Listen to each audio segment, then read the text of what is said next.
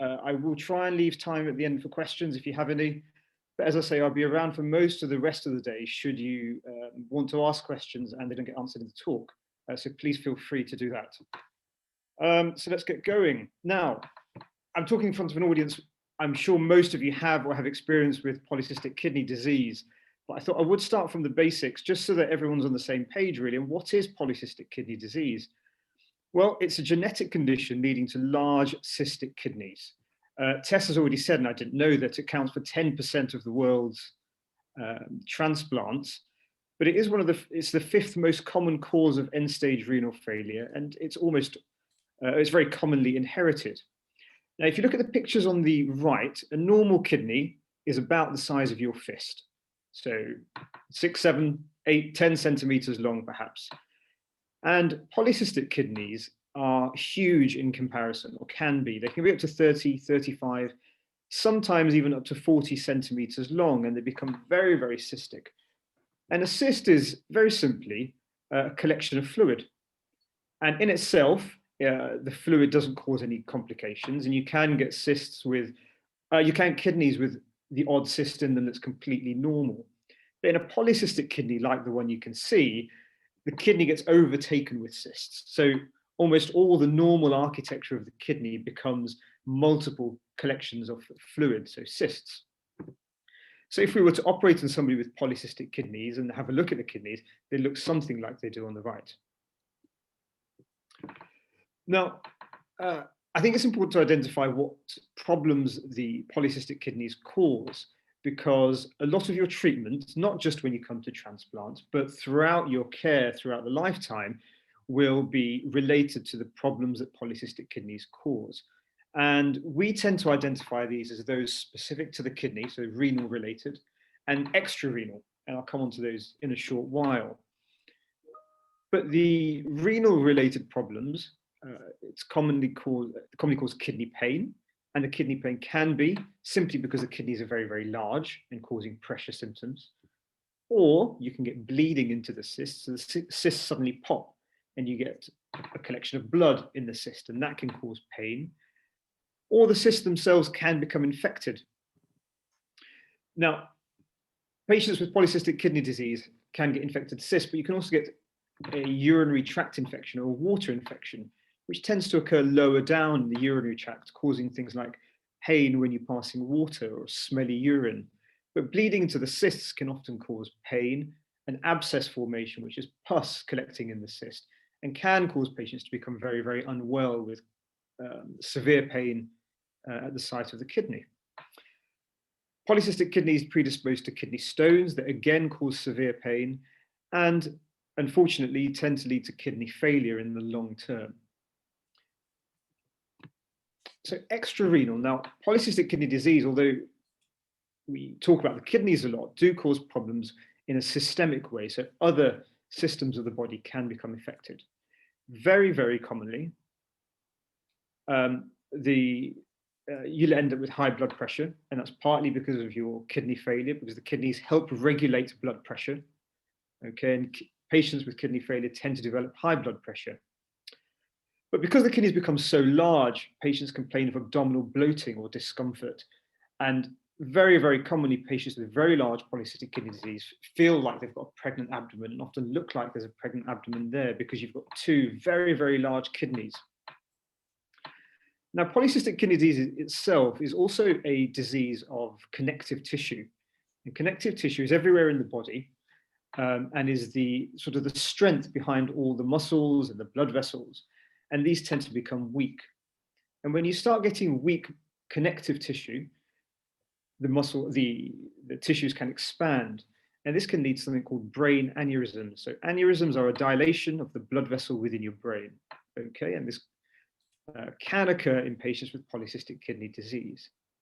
In addition, because the connective tissue becomes weak, you can get hernias. And hernias are often found in the tummy, where the muscle wall becomes slightly weak, and you therefore get protruding of the contents of the tummy out, and you get hernias that way. The heart valves can also become weak and leaky, so you can get a problem in your heart. And similarly, your bowel and the muscle within your bowel can become weak. So you can get outpouchings of your bowel, and that's something called diverticulosis. Now, diverticulosis is fairly common actually in the general population, but it's particularly common in patients with polycystic kidney disease. Now, all of these individually may not cause issues needing medical treatment, but if you have polycystic kidney disease, then we'll be looking at all these conditions to see whether any of them do need treatment along the way. Polycystic kidney disease also predisposes to diabetes. So you can see that it affects a number of organ systems. And because it affects a number of organ systems, the management there's not one fix. Transplant fixes the renal failure, but actually we need to deal with everything else as well. So the therapy that you are being offered and you will go through will try and deal with everything else. So if we start from diet, for example, and this is something that we'll keep coming back to again and again, is maintaining a healthy diet and keeping as fit as possible, because to go through renal failure, perhaps dialysis and transplant, you really do want to be in the best possible physical condition that you can be. So diet is incredibly important, not just to maintain the amount of salt in your blood, because your kidneys regulate the amount of salt. And if your kidneys aren't working, then you need to alter your diet so you're not taking in too much salt. But also you need to just maintain a healthy diet, so the right amount of protein, fiber, fruits, vegetables, in order to be as fit and well as possible. Your diabetes and any other medical illnesses will need controlling. And that may be with your kidney doctor, it may be the GP that manages this, or it may be other specialists within the hospital. But we need to get them as optimally managed as possible. Exercise is incredibly important. And I think as medical professionals, it's very easy for us to say, just go and exercise. But hopefully, Liz and a couple of the panelists later on will be talking to you about really practical ways in which you can get fit in and around the house without having to go to the gym. We don't expect you to be running marathons, but how to get your muscles slightly stronger and how to get your lungs working better so that if and when you need transplant, you're in the best physical condition to undergo transplant. One of the biggest things that anybody who smokes can do to help get themselves in the best possible physical shape is stopping smoking. And we really can't stress this enough. There are a number of smoking helplines and initiatives around, and the GP and your hospital doctors will be able to guide you towards those if you do smoke. But I couldn't advise anyone any more strongly than to give up smoking if they do smoke. Hydration, of course, with renal failure is incredibly important to stay well hydrated. If you're not on a fluid, if you're not limited to the amount of fluids you can take, if you are limited, then of course get advice from your kidney doctors to how much you can drink, but otherwise stay well hydrated. There are specific medications, and tolvaptan has been used recently to help reduce the progression of renal failure in patients with polycystic kidney disease. Other than to mention it now, I'm not going to talk about it in any further detail. This is really something that your kidney doctors will be able to advise you much more clearly on, and you can get advice from them. But there are specific medications now that help reduce the progression to renal failure. And blood pressure as well, of course, is very important to manage. High blood pressure can affect your heart and make your heart slightly weaker. So it's very important that the blood pressure is managed appropriately to help prevent any further problems with your heart. Okay, so progression to renal failure. Now, EGFR is something I'm sure that you'll have all heard. And a normal EGFR, it's an estimated glomerular filtration rate. And this is essentially a measure of how well the kidney is working. And a normal EGFR is about 100. And 100 is convenient because you can get 100%. So we'll say it's about 100. And there are 5 stages of kidney failure. Now, stage 1 is at about 90% function. And you probably wouldn't even know that you've got any problems with your kidney at that point. And your kidney is essentially working normally. Stage 2 is where there's a bit more kidney damage and you've got mild loss in function. Again, unless you're being checked regularly, you may not know that you're in stage 2 kidney failure. Now, stage 3 is you've got more loss of function, okay? And your kidneys may be working at about 50% or even less. And you may start getting symptoms at this point. You may start going to the doctors and getting checked and may find that you've got some elements of kidney failure at this point. But stage 4 really is where you would come into contact with our services. At around this stage, between about 15 and 30% function, your kidney doctors will start talking to you about dialysis and about transplant, and will hopefully start working you up for potential transplant and assessing your fitness for transplant. And it's around this stage you will hopefully come and see one of us at the hospital to assess whether you're suitable for transplant surgery. Okay, and then stage 5 is where they'd be looking at dialyzing you. It's normally at about 10% kidney function, but hopefully, if you haven't had a transplant before then they'd be looking at dialyzing you at around then. So, aside from transplant, another time that you'd see one of the transplant surgeons anywhere in the UK, really, most of us are experts at dealing with putting peritoneal dialysis catheters into your tummy, should you choose to dialyze via peritoneal dialysis, or we'd be creating a fistula for you, should you need hemodialysis. So you may come into contact with the transplant services at your local hospital prior to actually undergoing workup for transplant, but requiring dialysis. So I think most people tend to be funneled down to transplant and assume there's lots of benefits, and of course there are. But I thought I'd define them and identify so that everyone's fully aware of what the benefits of transplantation are. Of course, it improves the quality of life compared to dialysis. On dialysis, you are limited as to what you can eat, what you can drink, whether you can travel. Sometimes you're limited to what work you can do, how often you can go out of the house, and it's incredibly limiting in terms of your activities of daily life.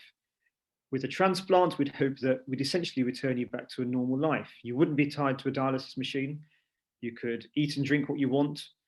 You can travel, you can go abroad, and life becomes much easier. Also on dialysis, you have a reduced life expectancy. Now, dialysis is great. It gives you the option of waiting for transplant indefinitely, essentially. But we know in the long term, dialysis affects your heart. It affects the blood vessels in your chest and in your heart, and makes you sick and generally unwell, and is associated with a lot of other complications. So we really do know that transplant has much better life expectancy than dialysis. So we certainly would advise transplant for patients who are fit and able to undergo transplant. Dialysis is related with a number of complications, and I've mentioned some of the heart ones, but if you're dialyzing through a plastic tube in your neck, for example, that can in itself be associated with infections and other problems with the large blood vessels in your neck, and dialysis reduces all of these. In children, transplantation is associated with improved growth and development and life expectancy in children. And for a healthcare system overall, it's much more cost effective to have transplantation, despite the initial cost of transplant and the drugs, compared to dialysis, because dialysis is obviously a chronic, lifelong condition if you don't have transplantation. So after discussing the benefits, I do have to talk about complications. And if you ever see one of the transplant surgeons for potential transplant, then we do have to go through the complications in detail with you. And I think it's important that you know what you are undergoing. I think at this stage, it's important to say that most people undergo transplant without too much of an issue and get through very well. But again, it's very rare to go through completely unscathed without any complications at all. Okay, and that's just because of the complexities of transplantation. And again, the complications of transplantation can be divided into two, either specific to transplant or other issues, and I'll speak about them as well. But specific to transplant, about 1% of patients will have an episode of bleeding that maybe requires return to theatre. It doesn't necessarily mean that there's a risk to your life or a risk to the organ, but if there's a worry of bleeding, then as surgeons, we tend to want to take you back to theatre to check, to make sure there is nothing to worry about, and to stop it if there is a worry. Okay. One of the most common complications is infection, either in your wound, your urine, or your chest.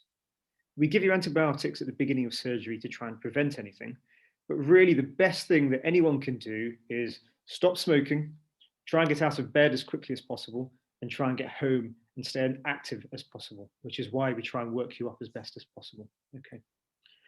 Hussein, I'm just wondering, do you want to take any questions as you go along, or are there any questions that have come in that might be relevant right now? I can do. I'm not looking at the questions, but no, I know. I'm just wondering, that moderators, is there anything out there that please stop me as and when. It's Tess. I think just looking at them, we should wait till the end because there are some that might be similar. Okay.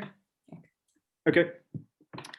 So the other complications are urinary. So these are complications with the join that we make from the kidney to the bladder, where the urine comes from. We put some stitches in there and occasionally they can leak, or in the long term, that pipe can actually narrow, causing other complications that require either surgery or other interventions.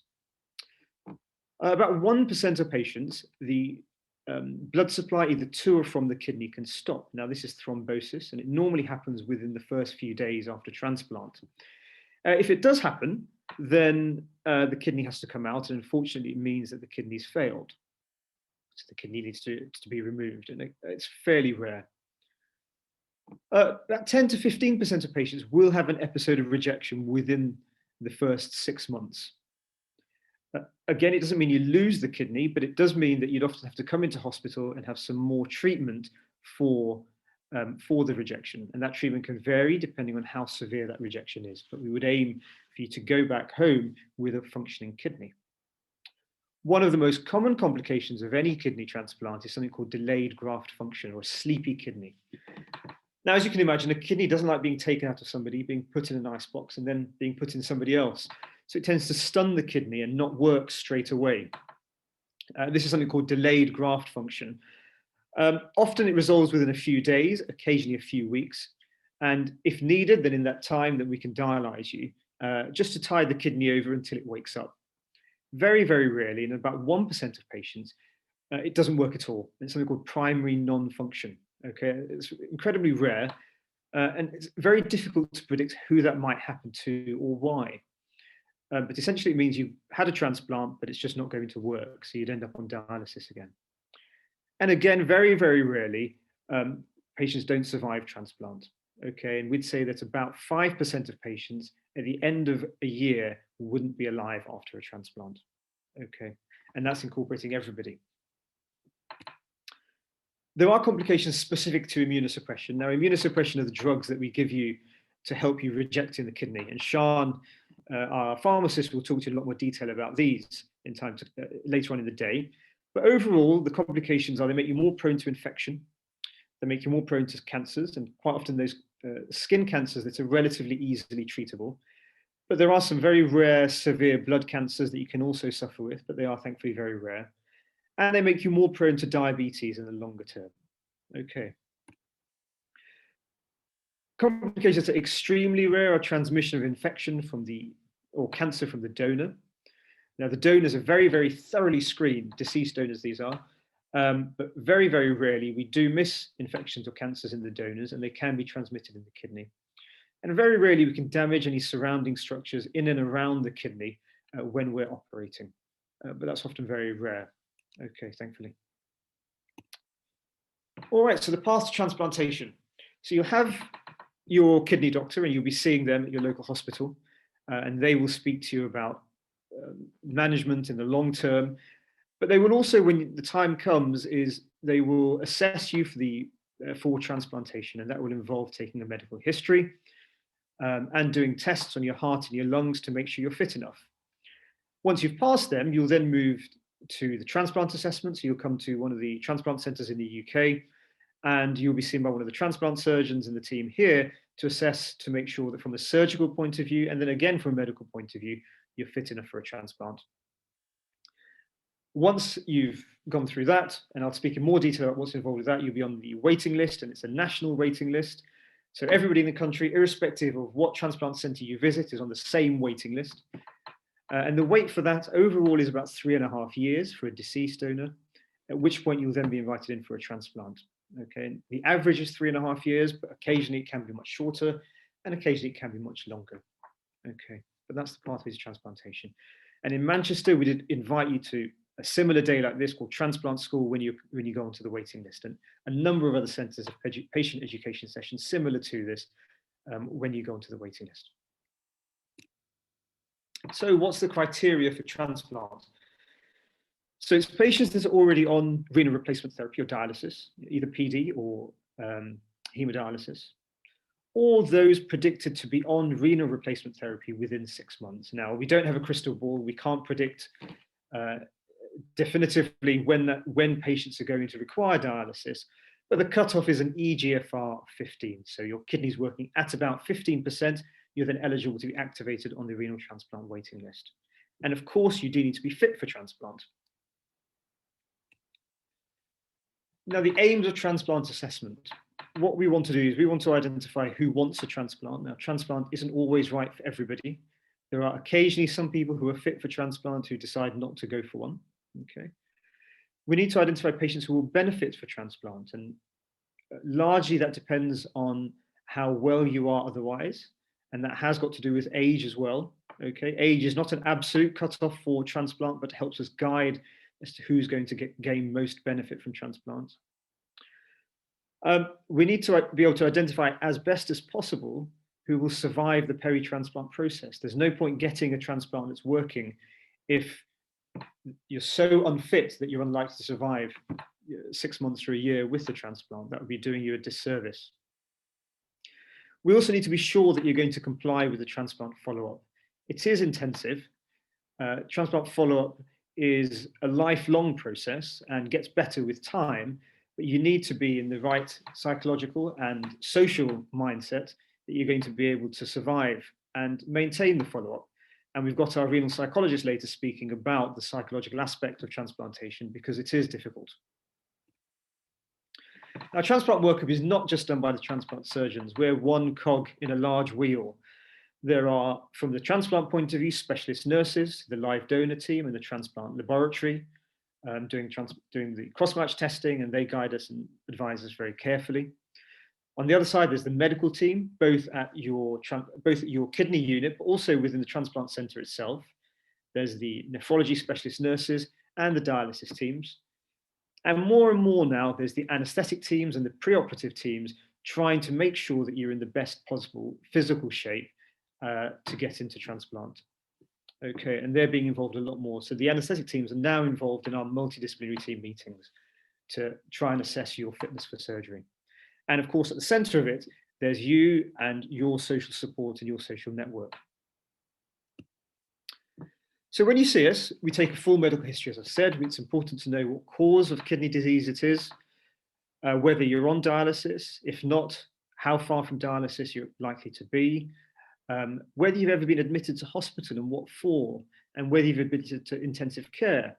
This may help guide whether you need intensive care after your transplant. Now, most patients who have a kidney transplant go straight back to the ward, but occasionally patients do need high level care, so high dependency unit or intensive care. So knowing whether you've been on these units before does help guide us that. Whether you've had any previous surgery, that obviously helps guide where we're going to do the surgery and how easy or difficult it's going to be.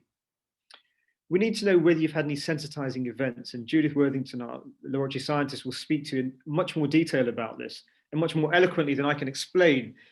But essentially, if you have had blood transfusions, previous transplants, or pregnancies, you then develop antibodies, and antibodies are cells within your body that fight foreign objects, so organs, and can predispose to rejection. So it's useful for us to know whether you've had any of these. We want to know whether you've got any other comorbidity, so anything else that's medically wrong with you, be it your heart, your brain, your lungs, with your kidneys or your bladder, any chronic infections, diabetes, whether you've got any problems with the circulation in your legs, any psychological issues, or conditions of the blood that may cause you to clot more easily. We also want to know a detailed family history, a social history, and what medications you're on, and specifically whether you're on any medications to thin the blood, because any medications to thin the blood may increase your risk of bleeding. It won't change whether you're offered a transplant or not, but it will help manage your care around the time of transplant.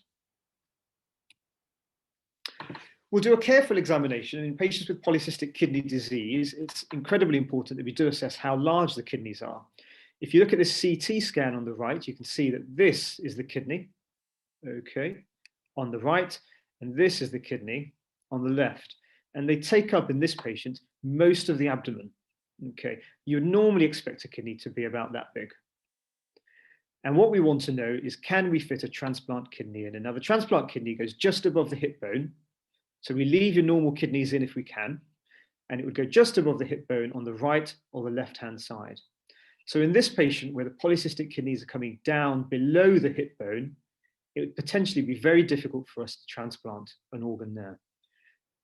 For us to really decide, we need to examine the patient and assess to see if there is any space, because CT scans are very, very good and very useful, but examination really is the best way of us identifying whether there's space for a kidney.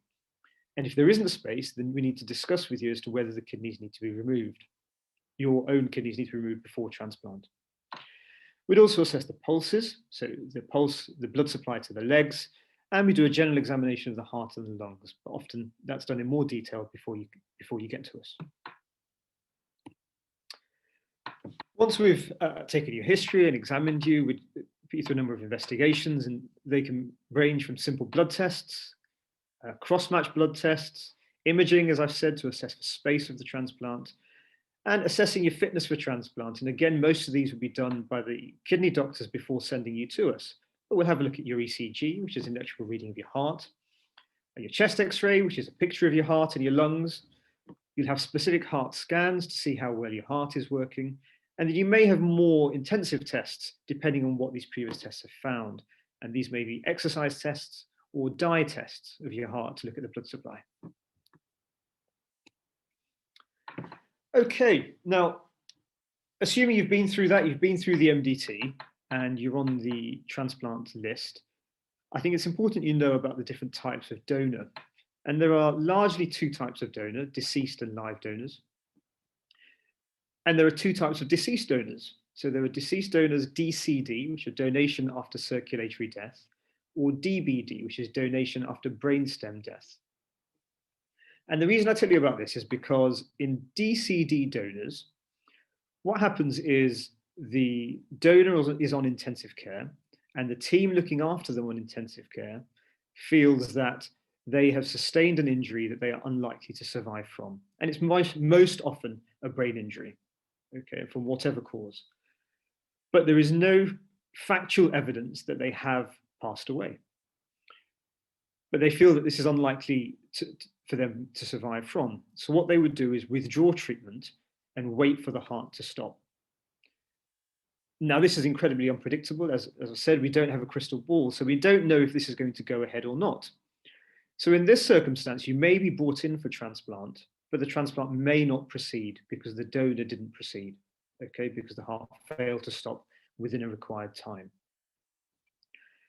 Compare that to brainstem death. Now, brainstem death is where death can be diagnosed because the brain has been so severely injured that we know through doing specific tests on the intensive care that the brain is no longer alive. And we are artificially keeping that donor alive using various life support machines. So in that circumstance, the donation is most likely to proceed, and the kidneys are most likely to be retrieved. So it's very rare for that transplant to not go ahead. And when you get called in for transplant, they may tell you that it's a DCD donor, in which case you may come in and it may not proceed. Or they may tell you that it's a DB donor, so it's more likely to proceed. So that's deceased donation. Now, live donation is where either a friend, a family, or a stranger offers to donate a kidney, and that may be to you specifically or to the national pool. This comes with a number of advantages. It's obviously a planned procedure. If you've got a live donor and you're being worked up in parallel, you may never need the need for dialysis. Okay, so maybe the transplant proceeds without you going on dialysis, which would be a huge advantage. It's a planned procedure, so you know when it's going to be. It's done during the daytime. And some of the risks that I've spoken about are much less with live donation than with deceased donation. So delayed graft function of a sleepy kidney is very, very rare. And primary non-function is very, very rare with live donation. Okay, so what happens after you get called in? You get called in, the call often comes, unfortunately, in the middle of the night. You make your way into hospital, and there is a wait and the wait is really quite unpredictable, assuming this is a deceased donation, because the donor can be quite far away, and there are two very separate teams working with, one with you and one with the donor. And there's a lot of communication between the teams, but there can be a fair bit of waiting to make sure that the timing is right for the donor to go ahead. But in that time, you'll be seen by the surgical teams, the anesthetic teams, and the medical teams. You'll have yet more blood tests done, and we'll consider the need for dialysis should you need it, to make sure that the fluid in your body and the salts in your body are acceptable for you to undergo an anesthetic. You have a repeat chest X-ray and an ECG. We will check with our transplant laboratory to make sure that you are compatible with the donor, and we wait for the organ to arrive. Once the organ's arrived, we take it to theatre to check that, to make sure that we are happy with the organ. The retrieval teams often give us an idea as to the suitability of the organ, but the final check is at the transplant unit by the transplant surgeons to make sure that we're happy. And assuming that everything else has gone smoothly, then you are taken to theatre for the transplant itself. Now, it's not often that... Sorry to interrupt. Can I just ask this question, because it's just it's sort of pretty relevant? Is this person's asking, why do the calls that a kidneys become available typically come in the middle of the night? That's quite. I mean, I think it's quite an interesting question. Well, I wish they didn't, but they tend to. It's not our choosing. It tends to be because the donors tend to proceed overnight. And that's largely logistical, because if you've got a donor that needs theatre capacity at the hospital, most theatres are doing elective work during the day, and have planned operations during the day, and theatres tend to remain empty at night. So access to theatre is more predictable overnight. So that's when donors tend to go to theatre. Also, actually, as a retrieval surgeon, it's more often nicer working in the peace and quiet of the night, especially going through a donor, which is a somber procedure. And it's much nicer having fewer people around. It's much quieter and you can get through it. I think there's certainly an element of respect that you have to give the donor, and it's much easier to do that overnight than it is in the morning. And if the donor happens at night, the organs tend to arrive at the transplanting centres in the morning. So it means the transplant tends to happen then first thing in the morning, which is the safest and best time for the transplants to happen. Thank you. Okay. There we go. So I'm going to go show you some pictures, and I'm glad this is before lunch, because it's not normally something that people like after lunch. But I'm going to show you some pictures of what we do during a kidney transplant, and what will be going on inside you. So this is someone's tummy. This is the pubic bone, this is the hip bone here, and this would be the belly button up here. And this is the right-hand side of someone's tummy. And what we would do is make a cut along here. Okay, so it's the bottom right-hand side of the tummy that we'd make a cut where this black line is, to access the blood vessels going down to your leg.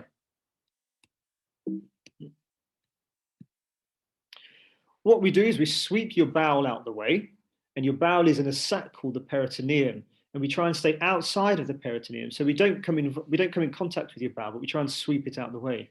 And as we sweep it out the way, we come down to your blood vessels that go down to your leg, and that's where the transplant kidney is attached to. So your own kidneys stay in place. Okay, we don't remove them at the time of operation. And here you've got one blood vessel here that's got a red sling around it, and that would be the artery. And you've got another blood vessel here, which is the vein, and that's got a blue sling around it.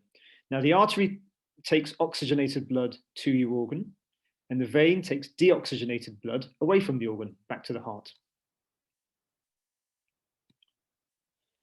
What we've got here then is the kidney, and that's the transplant kidney that we can see, and that's the vein. And most people tend to do the vein, join the vein first to the blood vessel, but really that's up to surgical preference. And we make a cut in the vein going down to the leg, and we join the kidney on using stitches on both sides. Okay.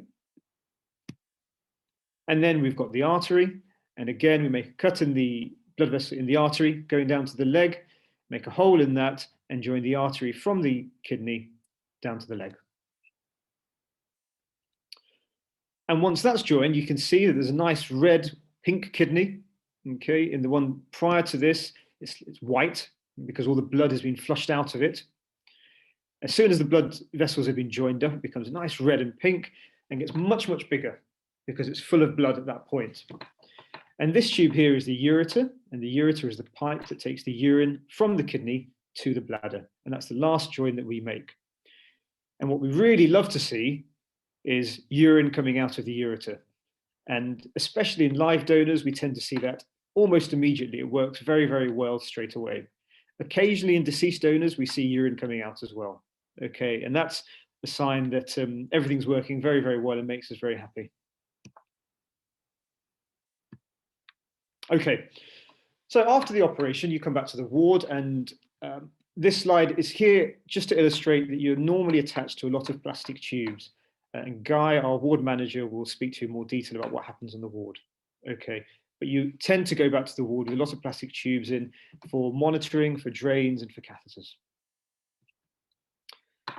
What to expect on the ward? Well, we tend to do at least daily blood tests, sometimes more regularly, and that's to assess how well your kidney is working. We will check how much urine you're making and how much fluid you're taking in. We'll check your weights regularly, and that's again to assess how much fluid we're giving you and perhaps how much fluid you still need to take. Most units in the UK will have a daily surgical and medical review, often joint together. The surgical team and the medical team tend to work very, very closely on transplant units to make sure that we are taking care of every aspect of your care as possible. We'll assess to see whether you need dialysis. Now, it's very rare that if the kidney is working that we need to dialyse you, but if the kidney's got sleepy function, it's not working straight away, then you may need dialysis just to tide you over until the kidney starts. We will make sure that you're adequately analgesied and you've got enough painkillers on board. And as I've said, it's an MDT input. So the multidisciplinary team, just like working you up for transplant, is again involved towards the end of after transplant while in hospital. And that's an incredibly important part of your care. So the time varies. Our average is between 4 and 10 days that you're staying in hospital. If everything goes really, really well, we try and get you home within about 4 days. But if you have a minor problem or a minor complication, that can extend things to a week and slightly longer. We'd expect most patients to be home by day 10. Okay. After discharge, you have regular follow-up in the outpatient clinic. In Manchester, that's at the moment twice a week, but I'll speak about that slightly later and what we do. But again, we'll be checking similar sorts of things to what we were doing on the ward immediately after your transplant. And this is to make sure that the kidney's working, there's no other medical issues, that you are on the right anti-rejection tablets, your blood pressure is well controlled. If you have diabetes, then your diabetes care is managed. And most times when you come in, you'll see a medical or a surgical doctor and get a pharmacy review as well to make sure that you're on the correct anti-rejection tablets, but also tablets to prevent infections as well. So a lot of patients are on antibiotics post-operatively and preventative medicines to help prevent any infections. It is really, really important that even after transplant, just as before, you maintain as healthy lifestyle as possible. And that includes exercising, staying well hydrated, and eating healthily. Okay, again, I can't stress that strongly enough. If further down the line you want to write to your donors, then there is the possibility of doing that. What we advise in Manchester is if you send us the letter, so the recipient coordinators, every unit has a recipient coordinators team, and you will hear from Malcolm later on during the day, one of our recipient coordinators. And if you send a letter to them, they will check it just to make sure there's no identifying features that would identify you, and forward it on to NHS Blood and Transplant, who will then forward it on to your donor family. And we find that's very helpful for both donors and recipients. And occasionally you can get letters back and forth, but we do anonymize them to prevent anyone from finding out who the other are. Okay. And that's it. So hopefully, I think there's time for questions. Well, lots of questions coming in there. One of the main things that people are asking, what happens to your native kidneys once that new one's slotted in? Some people have perhaps had to have 1 or 2 taken out before or after. Yep. That's a key thing that people are after today. You can see that quite clearly in the question answer there. So native kidneys. Now, if you've got a working transplant, the kidney structure, the kidney tissue itself tends to shrink down and just disappears.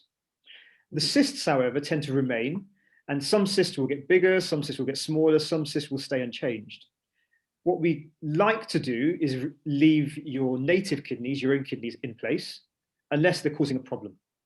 Okay, so if they're causing recurrent infections, pain, bleeding, or any issues at all, we may then decide that those kidneys need to be removed.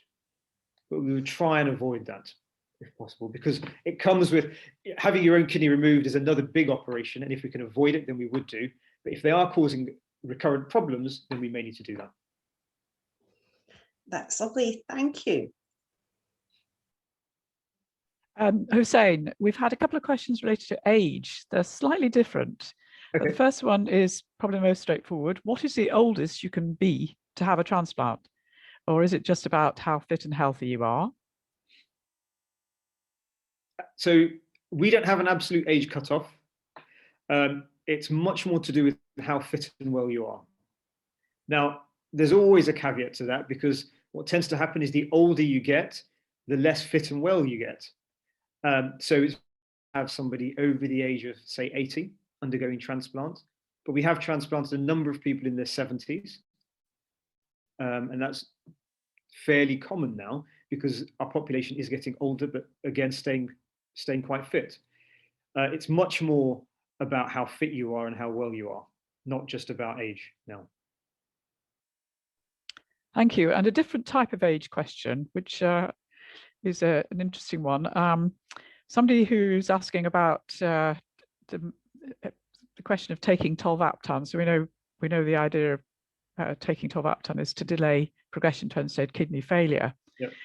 Which would mean, of course, if you have to have a transplant, you will be much older. So is it better to have a transplant when you're younger? When you'd be presumably fitter and healthier? It's an interesting dilemma. It is. Now, I think if you can delay having a transplant, that's ideal, because every kidney has a limited time span. We cannot tell you how long the kidney is going to last, but we do know that transplant kidneys, they're not going to last as long as native healthy kidneys. So if you can delay having a transplant by 5-10 years, then you're essentially buying 5-10 years of your next kidney, if you see what I mean.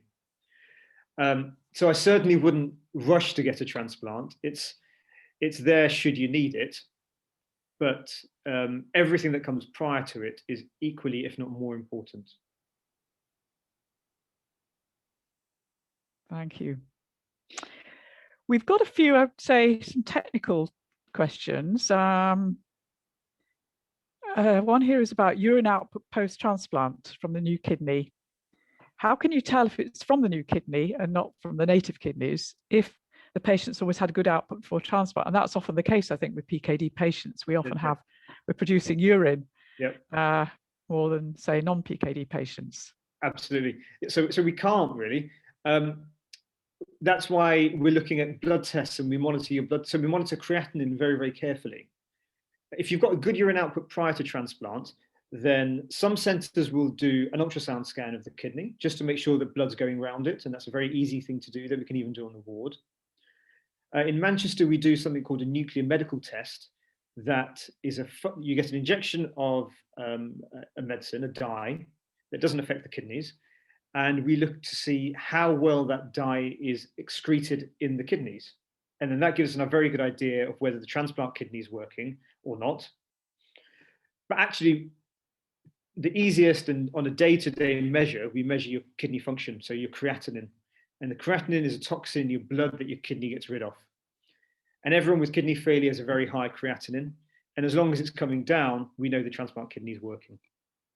So yes, you may have a very good kidney, you may have very good urine output before transplant as well as after transplant, but your creatinine will tell us whether your transplant kidney is working.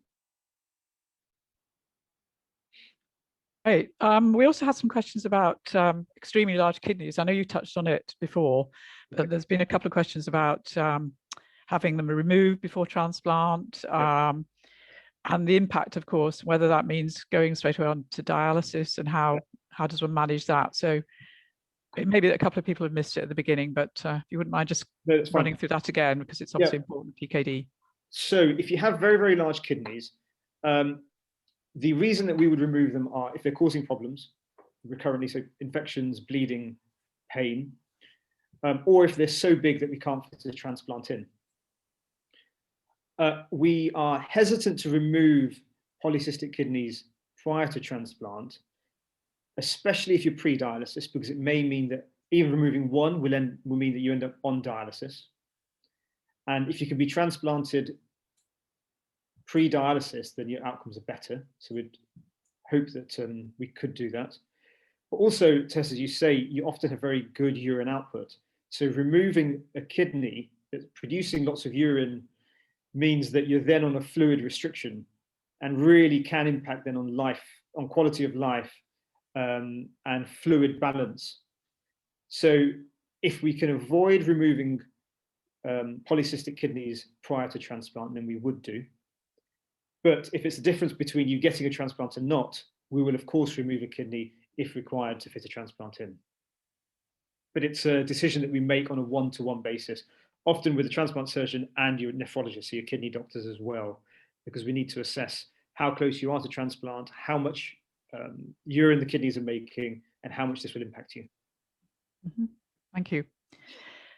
Conscious of time, a couple of questions around how long does transplants last? How many transplants can I have? And would you remove a kidney that has stopped functioning? Okay. Yeah. So the average transplant now lasts about 15 years. That's very, very dependent on the type of donor and events that around the time of the transplants, things like rejection. But the average kidney transplant now should last about 15 years. You can have, I think the record in the UK is 5 transplants. I think in the world, the record is 8. It's incredibly rare to have more than 3 or 4. Okay, but you can have multiple transplants. With each one, it gets harder and slightly more dangerous, and the outcomes get slightly worse. Okay. If you have more than 2, you've obviously got 2 sides, so we can put one kidney on the left, one kidney on the right, without touching any of the other kidneys. If you're then having more than 2, we'd certainly consider taking one or the other out to try and find space. Okay. Our approach to surgery may be slightly different. So in the first 2, we'd go on the right or the left-hand side. I talked about moving the peritoneum, which is the bag that contains your bowel, to one side to try and make things easier, so we come straight down on the blood vessels. If you're having more than 2 transplants, we may go directly into the middle of your tummy and go into the peritoneum, so into your tummy, your real tummy, if you like, where your bowel is, to try and find access to fit a transplant. So the approach, the surgical approaches might be slightly different if you're having more than 2 transplants. Thank you. We do have quite a few other open questions, but I think some of them can be answered by other speakers. They're to do with fitness and impact on other things than just the clinical complications. So given that it is 11, Susan, I think just quickly looking down, I think. Yes, I think most of them, I was actually looking at today's itinerary, they will be covered throughout the day. Yeah. Yeah. Just remember as well, everybody, that Hussein is going to be here throughout the day, and then we have a Q&A at the end of the day, so that'll be around about 3 o'clock. So you know, I'm sure you'll pick up some of those questions then. Yeah. I think have you stopped screen sharing now? I have, yes. Yeah.